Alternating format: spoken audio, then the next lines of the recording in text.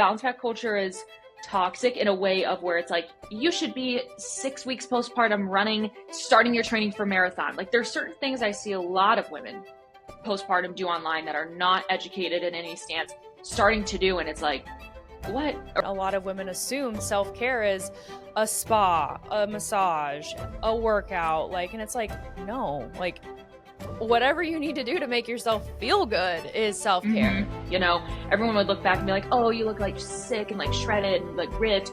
But really, I was like struggling. Yeah. But really, I was struggling so terribly with my mental health. And yes, it can be a toxic culture, but for a woman to want that for herself is also okay. Des, welcome to the Female Blueprint podcast. I'm so happy and excited you're here. I feel like your voice and your light just make such a massive impact for women. And I cannot wait for more women to be listening and getting to know you today. So thank you for being here. Thank you for having me. When you emailed me, I guess we DM'd first. First, I was like so excited because I love to talk to anyone. And then obviously with just what you do, who you are, what you're specialized in, like all the things. I had this like little affirmation come over me. I was like, I am doing good. You know, it's nice to have someone in your space be able to like, you know, say, hey, like what you're doing is good, you know, because I'm like, yes. I'm only here to try to do the best for women. And so, yeah, when you told me you wanted to talk, I was like, yes, let's chat. Number 2, feel good for me. And number 3, like girl, let's go. Like, that's all I was thinking. I love that. And I'm so glad that it was kind of affirming for you, because when you said yes, I was like, okay, because you have such a massive influence on women. Like a lot of the stuff that you share and you talk about all the time are like getting women to literally take action and put themselves first and be unfiltered and live their best life, even if it looks raw and messy and crazy in motherhood. And so I was like, oh, she's perfect for this podcast.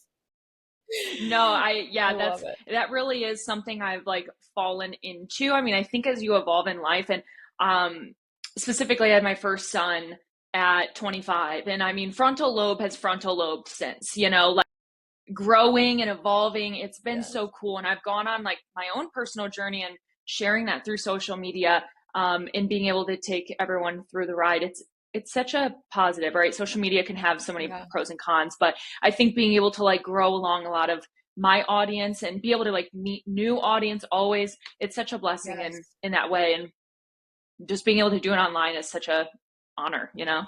Way bigger impact too. You can reach way more people versus like locally. I mean, like, like what, Craigslist community. Okay.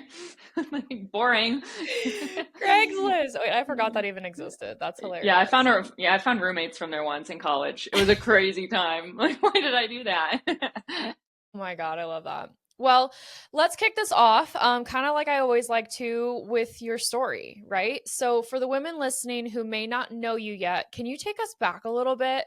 Like, what did life look like? Because I know that there's so much about you. You have so, like, your history. I think I remember following you on my, like, personal Instagram page, like, 10 years ago. I don't even know how long ago, but like a long time ago. Wait, you're kidding me. Literally, before you even had crazy. Like 50,000 followers, I'm pretty sure. Like, I don't know how I found you, but I came across you a long time ago. Oh my God, I thought you were like new to me, because I was like new to you. I think I might have found, how did I find you? Maybe even during my pregnancy with Evie, this, you know, call it like 2024, even I found you. So that's not, I would have not known that you like knew me. I think crazy. Back when you were doing, before you were a mom, back when you were doing like bodybuilding stuff, I'm pretty sure. Yeah, I became a mom shortly after. So yeah, like what? That's wild. No, my story, I mean, you know, I've always been an athletic person, 100%. And a big defining moment for me in my life to start was like at 15, I tore my ACL, meniscus, all the things. And that was kind of my first like adversity of just in general, like as a person. And that's when I realized I wanted to go to school for physical therapy. So what I really wanted to be was a physical therapist. No way. And when I went through rehab, full circle moment. We'll get to that. But I wanted so badly to help people recover in the way I did. And specifically in sports, I wanted so badly to work for Notre Dame, because when I was in PT, I was at SBO, South Bend Orthopedic. That's who partners with Notre Dame. And I just immediately was like, I found my passion. You know, it wasn't like nursing, it wasn't being a doctor. It was exactly that. And then I kind of wanted to be a plastic surgeon too, which again, like full circle, like helping people transform, right? I love people feeling their best about themselves, whether it's plastics, whether it's working out, whether it's mental health, like it really does come full circle. So I went to school. Graduated from Western Michigan University. So go Broncos. And I graduated with an exercise science degree. And in my last year doing my internship, I worked at Wendy's headquarters. Like, yes, like the hamburgers and stuff. I always tell people, they're like, really? Like I'm like, yes, they care Never about would have their guessed it. employees. Yeah. And so when I was there, I was already selling workouts on campus for like $40 through Cash App. I would just make like an Excel sheet for people and like print it out and give it to them on campus. And when I was in this role at Wendy's, there wasn't a lot going on all the time. You know, like I would teach classes here and there, do some one-on-ones here and there. But I had a lot of downtime. And that's when I really started creating like ebooks of just like what I was learning and kind of putting it into my own words. And, you know, here's what you can do too. And I started sharing my journey on Instagram. I mean, I was alone. I was living with my now mother-in-law, but at the time, Wyatt was just my boyfriend. So I was living with his parents, which is like low-key crazy looking back. Like, I can't believe I just moved in. I know, right? And he wasn't even there, you know, it was just me and his mom. And so during that time, I then realized, you know, I really like helping people almost prehab versus rehab. That's when I dropped the idea of physical therapy. I was like, dude, I don't know if I can go on and get my doctorates. Yeah. When I think it would just be like, I hate to say boring, but where Yeah. I live, not like a pop in, like I'm not like downtown Denver, like something where there's just like a lot of Yes. energy flowing. So I would Right. probably get a lot of hips, a lot of knees, and a lot of shoulders, you know. That's where I was when I first The started, and I was like, I got to get out of this. Yeah, Yeah. I'm like this, and I don't even think it would have led me to the road of even what you do now. You know what I mean? Like everything happens for a reason. Right. So I finished up school, and I was actually kicked off the volleyball team, which is a huge part of my story too, just because again, it was such a redirection into what I do now. Once I realized that I was like making even just like a couple $100s a month off social media, this is 2015, 2016, I started competing and kicked the doctorate's degree, went on, continued bodybuilding. And then I just went kind of like full influencer mode, you know, like I was Yeah. helping people doing one-on-one and kind of navigating this space where there wasn't like other people doing it yet. You know, we didn't even have an explore page, you know what I mean? Like the way you would find people would be like YouTube or like comment sections or hashtags. Right. And so like I was just, you know, kind of vibing, doing my own thing. I went pro in bodybuilding, and throughout this time I was, you know, still with my boyfriend, and then we got engaged, married, started having kids, and like here I am. So like there's a lot of steps in between, obviously, and Right. naturally we'll unpack some, but I would say like I went a pretty typical route. You know, you graduate. In my world, I wanted to go to college. First generation college student, you know, like I always just wanted to do something different than my family did. Like, you know, all love and respect to them, but like I knew I wanted something different, and I did it. So here I Yeah. am. And I will say though, everyone in my family does have 3 kids. So I didn't necessarily do anything differently on that, but we'll take it. You Lucky know? number three. Lucky number three. Very lucky. No, I love that. Well, it's always a story. Like a lot of people's journeys, like there's always a reason why you're here or like how you got here, whether it was an injury, whether it was some like pivotal moment, it was a health crisis. Like everyone always has a reason, especially when someone has a big influence. There's always a reason behind it. You know, and there doesn't have to be. I don't want to like outlie people that like don't have a crazy experience and now they're a big influencer now, but your story now, like, and the way it's unfolded, like you mentioned you went from like sports and like wanting to help people and like your own knee injuries and things like that to literally motherhood and women empowerment and like all of this. So I'm just like, how did we get to a space of like holding it for women? Did you have like a postpartum experience? Like what has motherhood, like what did that bring about in you? And then how did we get here now? Yeah, I think it's motherhood. Don't get me wrong. But I was always on a team. Like I loved I fucking love, can we swear here? All good. Okay. I fucking love being a teammate.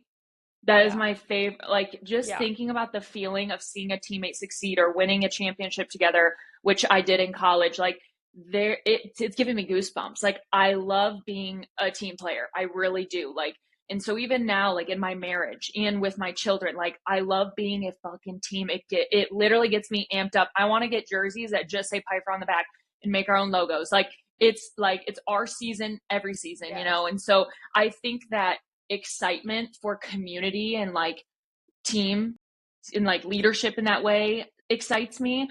And especially for women, you know, my team experience in volleyball in college was cut short. And that felt like such a robbery. And I felt like I lost all of my best friends on, you know, this team that I had because they kept being a team and like I wasn't on it anymore, you know? And so I think bringing that into motherhood, bringing that into the group of women that might have been felt ever like left out, or even maybe they were previous athletes, and they love that camaraderie of being on a team. That's kind of where I think the excitement of specifically women come from, is like also just I was always on a team with girls. You know, I love girlhood. Like I just was telling my husband yesterday, I'm like, I just like love being a girl. I was complaining about my period, and he's like, don't you wish you didn't have one? I was like, I like You know sure, what? you know, No. don't get me wrong. I was like, yeah, but you know what? We do hard things, Yes. and it was just something like I just love my femininity, and I don't think I've ever embraced my femininity until I was a mother, and being able to kind of break those boundaries of myself and not operate in such a masculine flow all the time, which also came, I think, from the bodybuilding world as well. I've really tapped into a like girly part of me that I never really had. And I felt like maybe I could never really wear because I always had to like show up for myself because it felt like not a lot of people always showed up for me. And, you know, again, this is kind of negative like mindset thinking too, but I just felt like time and time again, I was always like getting screwed over or this or that. And so it was always like me for me, me for me.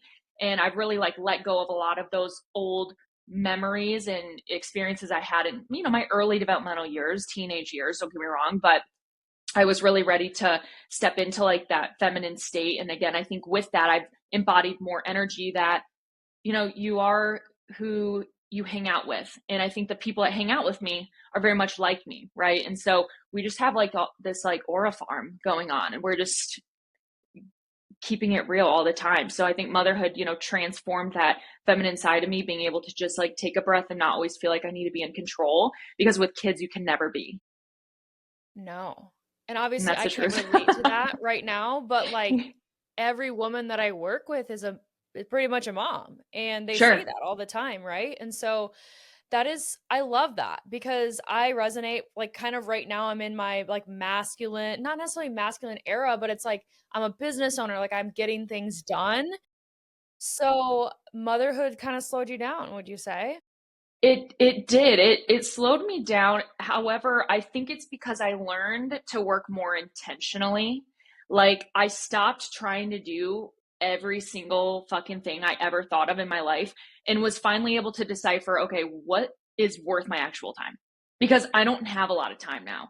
So I think when I do create a project, or I am creating programming, or I am working with these clients, they're getting the most purposeful slice of me, because I know kind of my boundaries as well, of like, well, this is the only time I have, and I'm going to fill it with the things that really fire me up.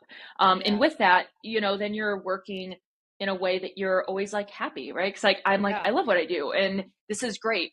When I was kind of like in the grind, specifically like pre-children, and you know, again, I preface this, a lot of it probably had to do with like my bodybuilding and the way that I was even like treating my body and how I had to like eat and diet and train and all these things. Lots going on, right? And that even messes up like hormones and all the things. Yeah. But I think that back in my like quote grind period, you know, I was really trying to grow something, and there is a reason, and there is a time where you can work in that energy and it works for you. And I'm forever grateful for that hard ass bitch that went through those things. But Yeah. now I'm like kind of soft and like, but I'm loving it, you know, like I feel like maybe it's 32. I don't know. You know, there's so many different factors going on right now, but I feel like in the past year, I've really tapped into like that elevated version of like womanhood and motherhood. Yeah. Absolutely. No, I love that. So you have 3 kids now, and so motherhood has kind of evolved over the past. How old is your oldest just had a birthday, right? Yeah, just turned 5. 5. Okay, so you've And been bro, in you this know what? for 5 years 5 now. years, dude. That's like kind Yeah. of legit. That's yeah, that's halfway to 10. That's what I think. I'm like, He's gonna be driving soon. He's gonna be and driving hell soon. no. Yeah, he can drive me around. He'll take me to Starbucks, okay? Yes, queen, get your starbs. Oh my gosh. Well, I love that how you've kind of evolved over the last 5 years. So what has like from your first postpartum experience, because now you're talking all about like, I love your saying, first thing I'm first. Like, I love that. So Where did simple, that but come? so yeah, it's so simple, Yeah. but so impactful. Did that Yeah, come it from was. your first postpartum experience, or like, how did we get to that? Or did you struggle Yeah, with that? yeah, I struggled with that with my first. He was born prematurely, and I saw him go through a lot of things that not a lot of moms see their kids do, right? And so, like, that traumatic experience in and of itself, where I think I naturally went into a really deep postpartum anxiety experience. With postpartum depression, it was also COVID, like Mm, 2020, like September 2020, going into our first COVID flu season. I mean, everyone was cuckoo. yeah. And I was fearful that he was going to be this premature baby that also got RSV. There's so much going on. Yeah. And as much as I put myself first with him postpartum, I didn't put my whole self first. Like, I put myself first physically, right? Like, I never missed a workout. I enjoyed my Peloton. I did live classes. I mean, this is COVID. We had nothing but Nothing to time, do. like Yeah. we're inside. However, the physical might have withstood, but my mental went down. And I look back at even like photos and stuff of myself, and I mean, I was so small. Like, I was so small. It's crazy to like look back at. And that it was just such a mirror of where I was mentally. Everyone would look back and be like, "Oh, you look like sick and like shredded and like ripped." But You're so really, I was like good. Yeah. struggling. Yeah, but really, I was struggling so terribly with my mental health, and that's when I started therapy. And from there, I was able to get a lot of help that I needed. And then all of a sudden, I fell pregnant again. I'm like, God, Jesus Christ, back to back. Yeah. I found out I was pregnant again 11 months postpartum, and that was jarring because I had taken a pregnancy test like 2 weeks prior, just like because I was like, what is going on? I'm still like breastfeeding. This doesn't make sense. And it was negative. And like, thank God it was, because I was fully prepared to not have this second child. Like, I was ready to make that decision by myself and kind of take it to the grave. Like, that was not something I was ready for mentally. Like, I was in such a dark place of mostly the anxiety of postpartum and the intrusive thoughts. And I was away. I was alone. I was away from my family 4.5 hours. We were 40 minutes away from my husband's family. And he worked, and I was just doing my own work. But like, again, I was so alone, and it was, let me tell you, dark time. So point is, I took care of myself in a different way with Archie, who's my second. So they're 19 months apart. I found a lot better mental space and had a way different second experience. But we were ready to kind of tie it up after that, because then he was born with a CPAM. That's a whole different congenital defect, that we found out at 20 weeks. So again, whole different like trauma in itself. It was just so silly. Like, I was like, I take so much care of my body. I take the best care of my body. Why am I like being punished? Right? Like, it sounds dumb, but I'm like, I But do that's what you're gonna everything. think. Yeah. Yeah, I do everything right. I work out. I eat clean. All these things. Why is this continuing to happen to me? So we were ready to kind of like lock up the factory after that. And so during that time, I was still putting myself first. I would always do my morning routine, night routine. And I would say it like, I look back at stories, or like TikToks I made during that era of my life. And it was like, me like walking out with just Maddox at the time. And I like was like, dropped my son off at daycare for 2 hours so I can go lift. Don't forget to take care of yourself. So like, it was always a message that was important to me. But it wasn't until my third, specifically when I kind of found out I was pregnant, I started getting ready every morning. Like, and I work from home, and it's very easy to not To get not ready in the no. morning. And I was like, you know what? I'm going to start getting ready every morning. And makeup, everything. Like I was like, I want to feel presentable. And that made a huge turn. And so then I started feeling better. And then I was like, okay, like ladies, look good, feel good, like take time for yourself, you know. And then it slowly started to evolve. In postpartum with Evie, there was just one day I was like, I always have loved that song by, what's her name, like Iggy Azalea, is that how you pronounce it? Where she's like, first things first, on the list. And so Yeah. one day I was like doing maybe a voiceover, and I was like, but first things first. And I was like, I'm first. And then it just kind of stuck. It was something that even when I said it, I was like, damn, like so true. Like That's so I do good. come first. And I do deserve that. And so, yeah, I've been able to now evolve that messaging, where it's like, first things first, I'm first doesn't always have to be the vein, the going to your Botox appointments or getting your hair done. It can also be your Yeah. walk to the mailbox and back by yourself. You know, there's so many, like I always say, like it's $0 to put yourself first. It doesn't have to be like come with a price tag. It can just be whatever that needs to be for you. And it can also be a 30-second break, walking, taking a break, taking a lap around the house, or, you know, whatever it might be. Literally, and that's the biggest thing that, like, I talk about so often with women. It's like, you don't have to show up 100% every single day and checklist this a huge long list of things that you have to do. It can be as simple as like you're saying, a 30-second break or a Yeah. workout, a shower, a nap. Like, it doesn't have to be crazy. So, what does it look like for you? Like, in this day, you have 3 kids and you're like, first things first, I'm first. You get ready. Is that your Mm-hmm. workout? Like, what does your routine look like for a listener out there that's like, girl, I can't even get out of bed. Like, I have Mm-hmm. kid. Like, they have every reason to not get ready. Like, how can they make that mental switch? Totally. I think you have to understand that like your kids are safe if they're in a safe space. So many of even my one-on-one clients are like, Des, how do you get ready in the morning? My kids are running around. I'm like, mine too. 90% of the time they're in my like drawers with me. Like Evie's playing with my makeup brushes. I'm grabbing them away from her. Like it doesn't always have to be this like moment in like solidarity. You're confined and like no one's around you and it's just you. Like it can be messy still. You know, putting yourself first can still look messy.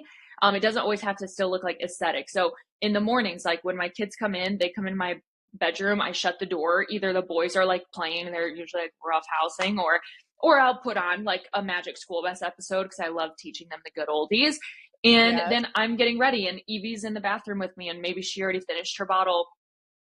Maybe she hasn't. Maybe she's just like eating some of her yogurt melts. Like it doesn't matter. They're literally all with me. And I get ready. So that again, like first things first, I'm first. Also, like my husband, I mean, he is my greatest teammate, literally, as I said, like we operate as a team. And he also works in the home. So I understand the dynamic is a little bit different, but we will Yeah. always kind of like run through like, okay, like what do you need to do today? What's your non-negotiables? What do I need to do? What, you know, whatever. I think a lot of women, especially stay-at-home moms, can feel like they almost have to like ask for permission because how dare I ask for something when my husband is the one that's working and comes home like tired, you know, or whatever. And I totally get that. But I think being able to communicate like, hey, I really need this. Or again, it doesn't have to be like an hour. It can just be like, I Mhm. need 20 minutes downstairs by myself. Or hey, I'm going to take one of the kids and I'm going to go do this errand. Do you have the other two? So that's kind of the way it operates in our home. And again, the first things first, I'm first. Yes, relates to self care. Yes, relates to moving my body. Yes, relates to getting things done. But sometimes it's also clearing my mental load. And sometimes clearing my mental load is actually skipping my workout and doing the laundry and vacuuming the house and cleaning up. That is still you Mm. putting yourself first. Like, right? Like it's not self care, but it's going to take care of your mental load. And in that case, if that means, like I said, kicking a Yes. workout, or maybe you don't get ready in the morning that day because you want to get right to work and tidy up the house, that is still you putting yourself first. And I think that is kind of the evolution of the verbiage I use as well, where a lot of people were and still do, I get it, relate it to like working out or like you go get your hair done, Yes. sis. Like you go slay. Absolutely. But how can you put yourself first today? Think of it mentally and physically, you know? And so if something like that takes a load off of you, then that is just as important. And that is just as much you Yes. putting yourself first. It's your environment. Like, and that's what Mm-hmm. you're saying. It's like, yeah, reduce the mental load of the house looking like trash and like there's things everywhere and kids are, they're upset and your environment plays a huge role in how you show up for yourself mentally and emotionally and Mm-hmm. physically. Because it's like, if your house is a mess, like it's gonna be like, for me, it's like I'm such a control person where it's like I can't start my workday unless like the kitchen counters are like spectacularly clean. Like it's just a weird Absolutely. thing. And I'm like, but over time I'm gonna have to lose that control. So it's like for women who like want to be able to go work out, but like now they only have 30 minutes to clean up the house, that's clearing mental load. And mental load Yeah. will drag you down because you're going to be going to work out. And now you're thinking about the fact that you have anxiety. You have to still clean the house. You still have to do this at home. You still got to run these errands and return these things. And like, it's so, that list can be so long. And I love that you're saying there's so many aspects to self care. And a lot of women assume self care is a spa, a massage, a workout. Like, and it's like, no, like, whatever you need to do to make yourself feel good is Mm-hmm. self-care. Like, and that can be anything. And every day it can look different. Totally. I'm on that. Like, and I think a lot of people need to hear that too. And it's okay to like have like sometimes people are like, how do you do it all? I'm like, I sacrifice a lot too. Like, you know what? The house might be really dirty, quote, for Yeah. 2 days, but I know that in those 2 days, maybe my workout was a little bit more important to me, or I really needed that like stress reliever, or I really needed to run and do that errand, whatever it might be. So there's always a give or take, you know, and I think throughout the evolution of motherhood, you learn that and also as you continue to heal and like your hormones also come back down and you realize, oh, like this isn't that bad, you know, all these things start happening and you just continue to, you know, you kind of become like a veteran mom, right? Even if you only have one Absolutely. but they're continuing to like age and develop, you're like, oh, like I got this now, or like I can let that go when maybe old you wouldn't have, and stuff like that. So I think Yeah. routine helps too. You know, keep a routine as much as possible. Like if Wednesdays are your laundry days or blah blah blah, like that is also super helpful too. Because again, you kind of know where that give or take is going to be in your week. But if you're just kind of like operating day by day and you're not a super like regimented person like that, that's also okay. And you can Yeah. always find a way to kind of make that self care happen, whatever the self care then looks like. Yes. I love that. That's good advice.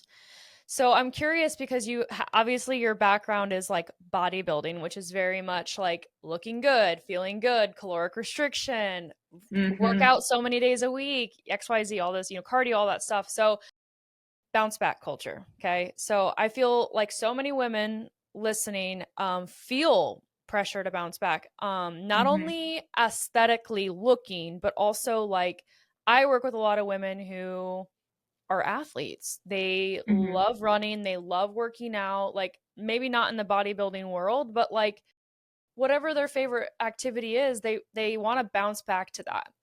And so, what is it like, how have you handled that situation coming from like a bodybuilding world perspective, that kind of thing? And how has that evolved over the past, 5 years since you've become postpartum? And what advice do you have for women that are newly postpartum and struggling with that mindset?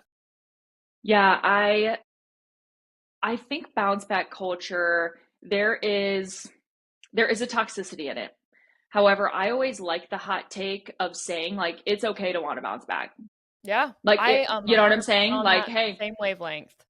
I'm but what we need to adjust is our expectations of that timeline and also what it's going to look like getting there now and what is more important first, right? A six pack ab look from you to me, you seeing a six pack on me, that is not as important as what is then going on internally, right? If I look like I got a six pack and I'm still pissing my pants when I'm running, that's a problem, you know? So, what do we need to identify first? Is, you know, the first thing that you would want to bounce back, right? You want to be able to return to activity. You want to be able to do these things. You want to have no pain during sex, you know, like let's find ways that we're making sure that we're taking care of ourselves inside to out just because there is so much healing that occurs internally. I mean, even like in your literal like brain, you know, there's so much that happens after Yeah. childbirth. But I think when it comes to the additional aesthetic aspect of it, I mean, setting goals for yourself is 100% okay. But I think as I got removed more postpartum, the non-scale victories became way more important to me. I stopped weighing myself as often. It was more for me like especially this past postpartum, I had a pair of jeans that I bought and I wanted to wear them postpartum for fall. So at this time I was like 3 months postpartum, 12 weeks. And so I bought a size that in my previous postpartums I like already was. And they didn't even go up my thigh. And that was jarring. I was like, wait a minute, my other two postpartums, like my body was already here. What the fuck is going on? And that was super humbling to me. The fact that I had to work harder this postpartum, every postpartum got harder. And so the physical aspect, after trying on those pants, I was like, you know what, this is going to be a journey, and I'm ready for that journey because I want to feel my best, not just in my personal skin, because look good, feel good, operate good, perform good, energy comes out good. I mean, it's important to feel, and that doesn't have to be like a certain look for you, whatever that looks like, period. And so I knew I was going to be in it for the long haul, because this is my longevity of life. And there's a lot of other things I care about more than the aesthetic aspect of it. Like I wanted to be able to like run with my kids. I wanted to be able to carry them up and down the stairs to bed. My oldest son is like a tank, and he's hard to like low key pick up right now, and I'm like, this is not happening yet. This is not happening yet. So I'm like, okay, that's my why. And so shifting that perspective of like, I don't care about how my core looks anymore, or my quads. I don't care how lean I am. I want to just go for longevity of my body, and how am I going to be able to do what I'm doing now at 80 years old? That's what I think about all the time. Yes. I'm like, okay, how am I going to keep working out right now? How am I going to keep it fun? How am I going to protect my joints, protect my core, use my stabilizers, making sure that I'm focused on those tiny muscles that are going to keep me strong the rest of my life?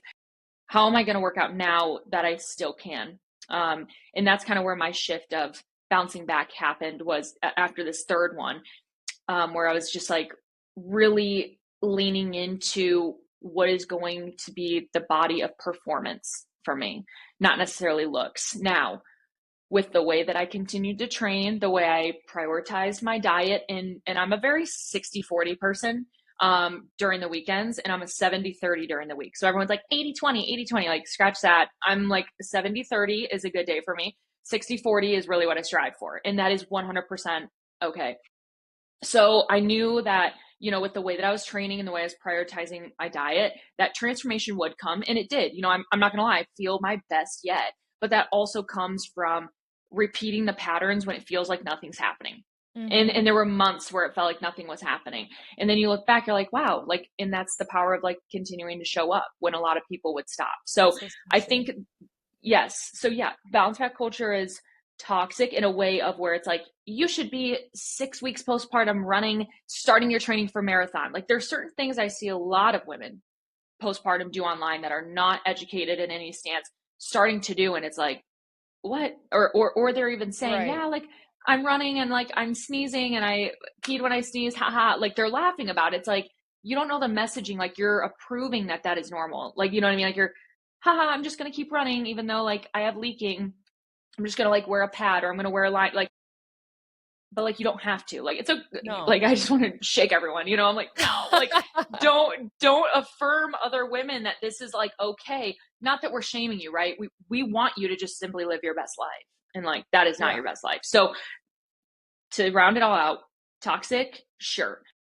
Timeline is toxic. Not necessarily the goal of wanting to bounce back. And I also like to use the verbiage bounce forward, because a lot of times your body, no matter what, like is not going to look like how it used to, but you're going to find a new version of that. You're still going to see that you carried a vessel for, God willing, 9 months. Like how beautiful, I look at my stretch marks I have and like extra skin, and I'm like, that is so badass. Like, holy shit. Like, people can be like, you didn't carry a baby. It's like, yeah, I did 3 times. Like, it's so cool. Yeah. Taking ownership of that and like your body and being proud of it is just as much a big part of the conversation.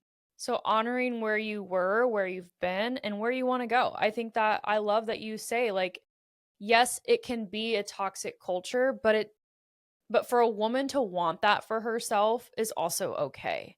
And I think that people are like, you shouldn't want that. And it's like, who are you to say what people should and shouldn't want? Like, just Hmm. support whatever decision they do and give them the education and the resources and the knowledge on how to do it correctly and appropriately and Absolutely. safely. And that's the big thing. Oh my gosh, there's so many good points here. So, what does, like, when you were, because you said like every postpartum has been harder. So this postpartum, your most recent, because you're under a year postpartum, right? 14 months now. 14 months. Okay. So Yep. what has it looked like? What's a typical day, early postpartum, mid postpartum, and then like now? Like, how has that journey changed? And like, what did your workouts look like? What did your nutrition look like? Because somebody listening might be like, okay, I am on my third baby and I'm struggling on my third postpartum and I have no idea what to do. Because you're like 60 Hmm. 40, and people are like, Yep. I'm eating 60 40 and I don't look like her. Sure, sure. No, and when I say 60/40, like that's a bulk of my days, right? There are some days where I am at 80/20, but it's like if I'm running in and out and I'm getting to Chick-fil-A, I'm getting to Chick-fil-A, like it is what it is. Absolutely. Yep. All about balance and moderation. But early postpartum, I was breastfeeding, and if any mom has even had a baby before, the breastfeeding hunger is just no joke in the beginning stages. I mean, I was literally slamming almost a full sleeve of Oreos every single night, um, on top of like the other I food I love was it. eating, right? Yeah. So, but here's the thing is like, I was eating a lot of other foods during the day too. And then I wondered for months why I wasn't like losing a pound at all. I started taking away the Oreos and I Mm. started losing a little bit of weight. Okay. While my milk production still stayed completely fine. Okay. Mhm. So, there were small shifts where I was like, you know what? Yeah, I could probably hydrate more because I am probably eating almost out of like being thirsty. So certain things like postpartum, I honored first of all, like the first 12, 16 weeks. I mean, I'm just trying to live. Like, I'm just trying to live. I'm just trying to get sleep when I can. Your hunger cues are going to be messed up when you're tired, right? Like when you don't sleep, you're then not digesting well. Your emotions are off. Like there's a lot of things that are happening when we're sleep deprived. So the first couple of months for me, I'm always just honoring whatever, but my workouts are still very intentional. I'm focused on, making sure that I'm repairing, that I'm recovering, that I'm rebuilding a foundation. I'm not just jumping back into the barbell. This time specifically, I did not touch a barbell for almost 6 months. I was Oh, only dumbbell okay. based. I wouldn't say Yeah. I like recommend that, like Yeah. it's not like a rule, but in this case, like a lot of women jump back into workouts and they think, oh, I'm just going to put a dumbbell back on my back and like do a back squat fully loaded, pelvic floor fully loaded, core trying to Mm-mm, like deep sister. breathes during that. Girl, no. You're gonna prolapse, like for real. So so I really Yeah. focused this time on a lot of um simple movements, very keep it simple stupid, like just what makes my body feel good right now, what can I move in a good range of motion, and a lot of mobility too. When you're breastfeeding, you're still producing relaxin, so your body is still having that little bit of laxity that it typically wouldn't, right? So using that time to really make sure I'm mobilizing, retraining in my squat form, right? When you're front loading so long, your squat mechanics get off. A lot of your abductor strength can be turned off as well, like based off then what side you carry the baby on. Are all these things you can easily just brush over. So I really focused and honed in on training around those things and finding where my weak points were, what needs to be rebuilt. So that's like beginning postpartum. Middle postpartum is where I kind of rebuilt in like the barbell, right? So I started adding weight back onto squats. I started doing like a few runs here and there again. Because I also did not run till I was like 8, 9 months postpartum. Mhm. I did a run when I was like 12 weeks postpartum, baby number two, a 5K. And at the end of the 5K, I crossed the line and I peed my pants. I didn't Oh, even know I had the urge to go. Yeah, like I didn't even know. she just let loose. She just let loose. And again, I'm 12 weeks postpartum and I just ran like a 20-minute 5K. Like that was so dumb. And so my husband, Wow. of course, rushed over and like put his sweatshirt over me. He was like, Oh. "Oh, you're sweating." He knew. He was like, "I knew." But so point being is like I learned that lesson that like running is, I don't care. I will get back into it when I feel like I'm safe and recovered. The 12-week marker doesn't really mean shit for a lot of people. Yes. Middle, I Say it was louder. doing a lot of, I will say louder, a lot of my movement in the middle was, again, very like, I would call it normal. You know, I was starting to get back into like a few Olympic moves, like hang cleans, power cleans. I felt a little bit more comfortable. I was then training at least 5 times a week. And again, taking off time when I need to. And now that I'm more removed postpartum, I am still training about 4 to 5 days a week. I've actually found myself taking a little bit more time off now, because I've replaced one of my active days with Pilates. And that has been just really fun. I've been venturing on the reformer. It's like I've done like 4 or 5 classes now. And it's been a really fun way to just challenge myself and challenge my body, and a lot of stabilizing, especially when you're on like a carriage on a reformer. And it's been really cool to kind of test out my strength and pelvic floor connection in conjunction with that, and all the really tiny muscles that, again, were super turned off during pregnancy, because you're just, everything is out of whack. So that's kind of been my journey thus far. All of my programs that I've done are what I create. So that's something I stand really firm in, is like, I do what you do. I'm not like creating a workout and not running through it, or not have done it, or have not done it in a challenge or something like that. So that's important to me. So all of my, like, whenever people are like, what workouts did you do? I always write out like every single, I did this challenge, I did this, I did this, I did this, I did this. And through the development of my journey, every workout that I do and that I do create, I then create with every part of me in there. So, okay, if I was pregnant, how would I do this workout instead? Okay, if I was postpartum, how would I do this workout instead? Okay, if I'm in my basement, how would I do this workout instead? So I really do create all of my programs to encompass any woman's kind of journey, because I've done the same thing. You know, I've gone through it, and I've had to modify through it as well. I love that you kind of just laid out the full journey, because a lot of women don't know what that looks like. If there's a first-time mom in here, they're like, what is realistic? What does it look like? And you sharing your second postpartum experience now to your third, you're like, okay, well, I don't even really give a shit about running. Running's not important to me, so I'm not rushing back to that. And then I love that you actually brought up the second postpartum experience and peeing yourself. Was that the first time you had symptoms, or like, did you have any other things, and did you have it the third postpartum and you were really like, nope, third time I'm going to do it differently? Yeah, no, that was the only experience I've ever had with that. I mean, even like during pregnancy, I never like sneezed and peed. Like I've always had, I don't want to say I've had my shit together, but like I started learning about pelvic floor and connection in 2019. When I just started becoming passionate about knowing I wanted a family. Like at this point in time, I really realized, ooh, I do want to become a mom. How do I train my body for that?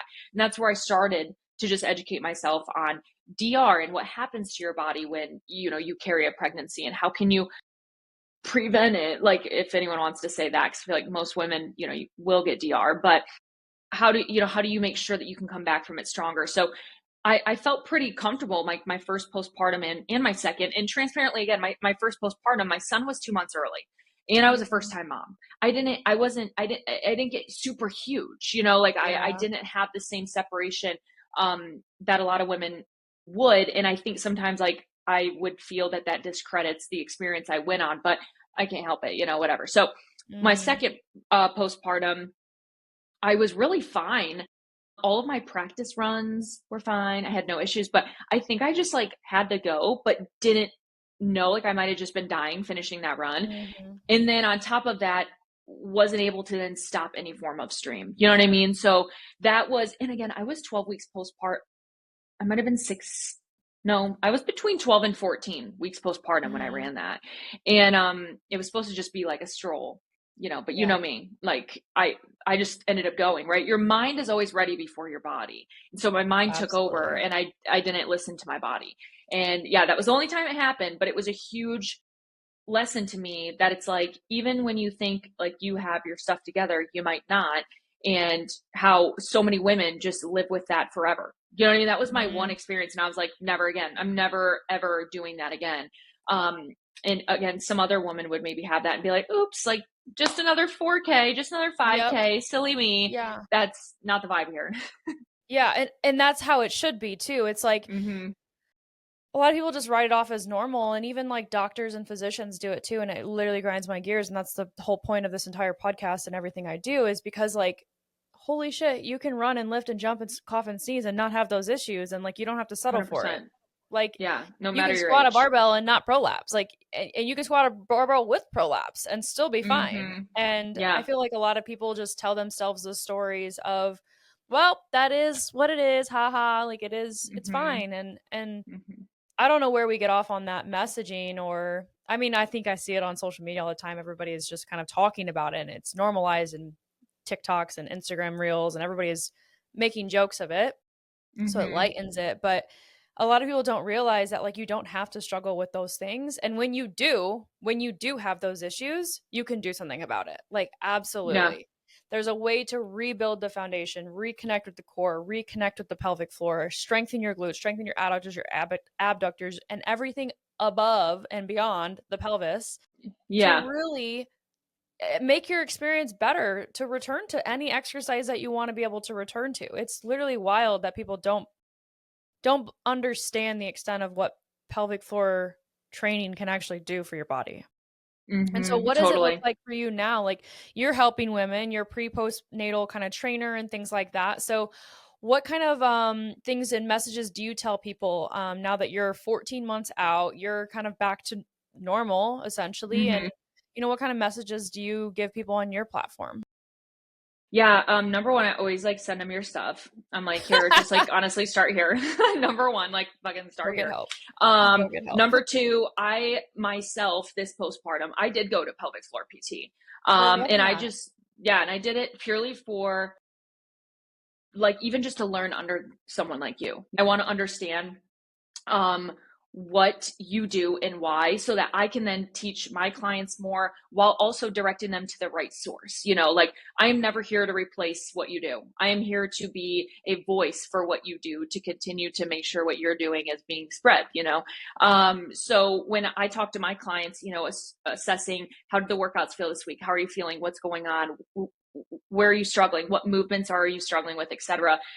Just being able to then tell them, okay, well, maybe we're not ready for the full squat. Let's go back to a box squat and, see how we feel after that. Make sure that we're adding in like a little bit more diaphragmatic breathing, or during your day, I want you to stop and assess even your posture. Like we're postpartum and we're sitting here walking around still with an anterior pelvic tilt because we've just been carrying a baby for 9 months. We have to retrain Mhm. ourselves to and not suck in, right? Not suck in, but to Mhm. brace and to sit upright and to recorrect that posture. On top of talking to women who are caring for their toddlers, breastfeeding while walking around with their newborn hunched over, all of these things. So trying to Yeah. give them cues of even just to be aware in their day. Okay, I want you to form check. Form check. One time you've been standing at the counter for 10 minutes. I want you to stop what you're doing, see how you're standing. Are you shifted into one hip?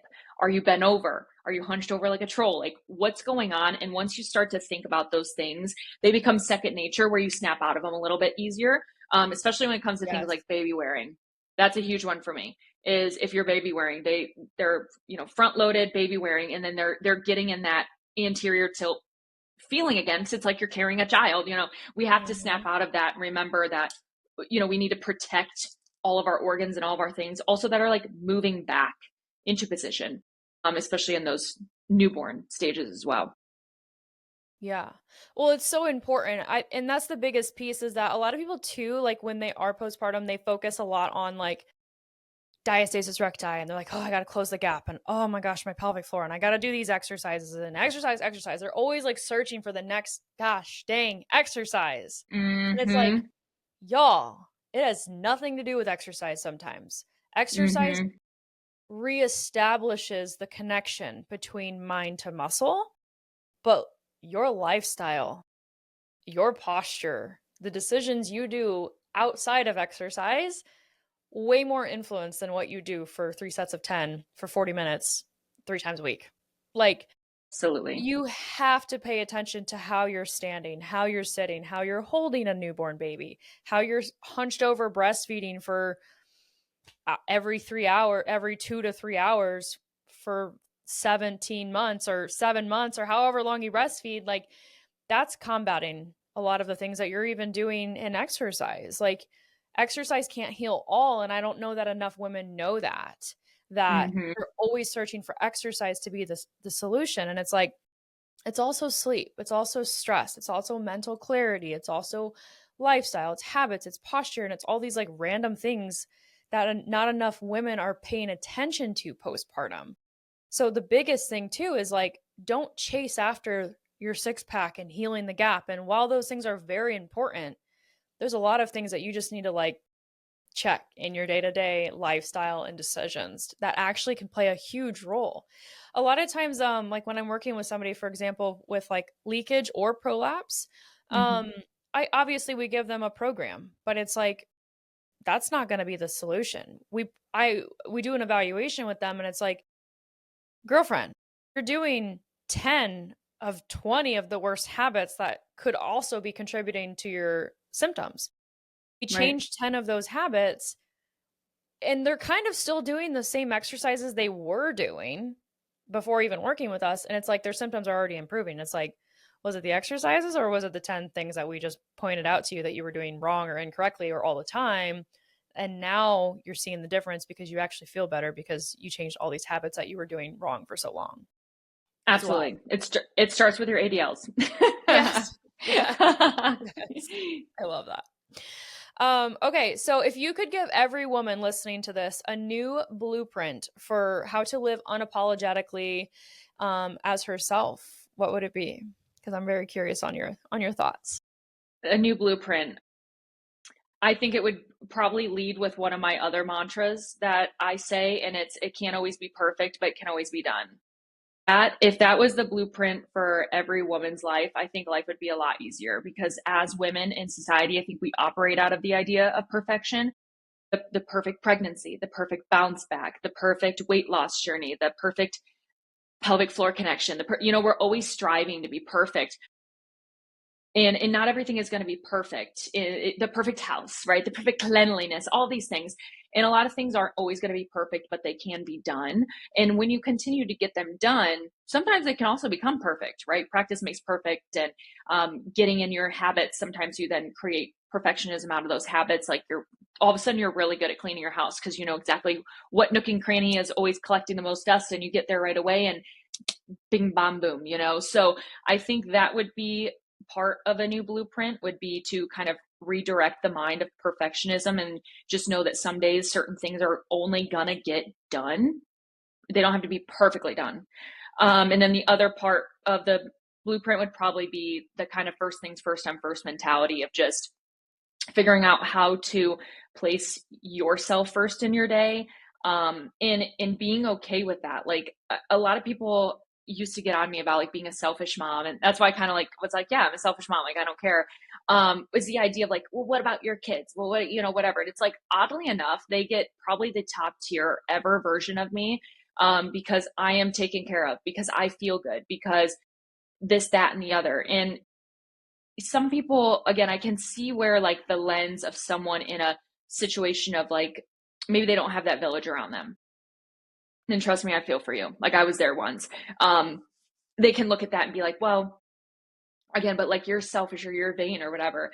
But I think until you realize what first things first time first means, and again, like peel back the layer of it just needing to be self-care of a form of like vanity, the more that you can embody that in your life and realize, okay, like what do I need today? And start to ask yourself that. Like a lot of moms will go through their day and not ask themselves that. What do I need today? Like that, I challenge even anyone listening, like ask yourself that all week this week, and like write it down day by day. Yeah. What did you need in that day? And then look at it at a week and a glance and be like, okay, maybe I need to carve out more time for the laundry. That seems to really be stressing me out. I need to do laundry 8 times on my list. Mm-hmm. Like, okay, start to make those assessments. And I think that's where I love my one-on-one clients, because although, we do different one-on-one type approaches, right? With you being PT and me being more, well, I guess physical therapy, personal training, both Yeah. PTs, but very different. Yeah. The idea of self-assessment is humongous. And even if you have like a Garmin watch or you have an Oura ring or something that you can even just, how are you feeling, and check in with that. The power of data is so important. It doesn't have to be crazy and like super analytical, but being able to reflect and look back on things. And if it's just your notes app, that's okay. Data is still data, and you can start to really get an idea of like where you're struggling, where you're maybe needing support with, and maybe you can take that to your husband or your spouse or your baby daddy or your fiance, whoever, and be like, you know what, I notice I'm really struggling with this task. I see it a lot over my week. Can you help me? with this? Or can you hold me accountable to do this? Whatever it might be. And then before you know it, you're communicating better, and then you're also helping yourself.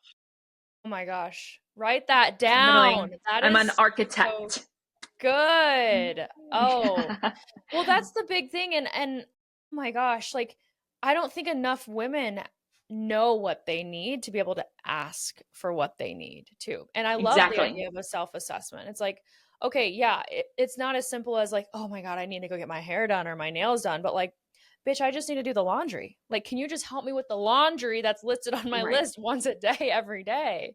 Exactly. And so this leads me into my last question for you, which is something I ask every single person on this podcast. You just talked about how it comes off as vanity, or it comes off as selfish for wanting to take care of yourself. I think it's selfish to not take care of yourself.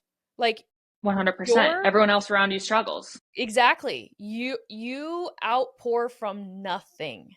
Like, when you don't take care of yourself, you don't. And everybody has their own definition of taking care of themselves. You don't have to wear makeup. You don't have to do your hair. You don't have to work out. You don't have to do those things. But you do need to take care of yourself in whatever ways that you like to take care of yourself. For me, yes, I like to work out. Yes, I like to eat a very nutritious breakfast in the morning. Yes, I like to get my 8 hours of sleep. Like, those are I'm not taking care of myself. Everyone else around me is going to know I'm not taking care of myself.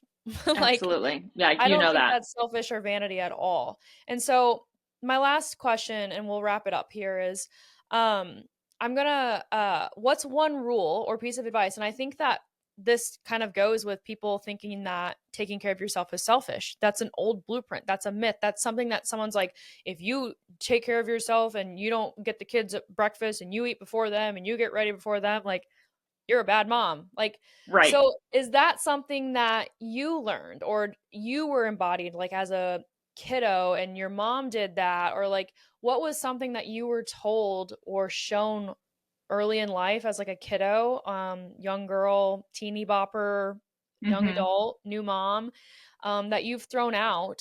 And, what did you replace it with? Yeah, I think what I've seen a lot reoccurring in just family trees, people around me, acquaintances, all the things, is that motherhood has to be stressful. That's something that I really wanted to rewrite for myself. Motherhood will have stressful moments, but motherhood does not need to be stressful. And I think that is the biggest thing that I would want all moms to like unlearn. And again, if we're taking all of the things that I've talked about in this whole podcast and applying it, that's where you will learn how to de-stress, right? How you will learn to let go, and adjust your expectations for your season of life. And I think that, is a big thing that a lot of women can walk away and think about, is like, motherhood will have stressful moments, but motherhood doesn't need to be stressful. It's supposed to be fun. It's the biggest blessing ever. And that would probably be the one thing that'd be a perfect point for people to kind of like mic drop and end on, is like, there will be stressful moments, but it doesn't need to be stressful. Oh my gosh, that's so good. I love that. And you literally create your environment. Your lifestyle is your choice. Every day you wake up, you have a choice to live the life that you want, whatever it is. Like, absolutely. It doesn't have to be stressful. You're going to have moments, but you become resilient and you become better. And when you take care of yourself, when you put yourself first, it doesn't have to be stressful. Yep. One to me. First things first, I'm first. I love that. Well, thank you so much for coming on this podcast today. If people want to find you, where can they find you? You can find me on Instagram at Desb, D-E-S-B like a boy, fit as in fitness, with, that's my email, desbfit@gmail.com, Desb with 3 underscores. It's like a fill in the blank.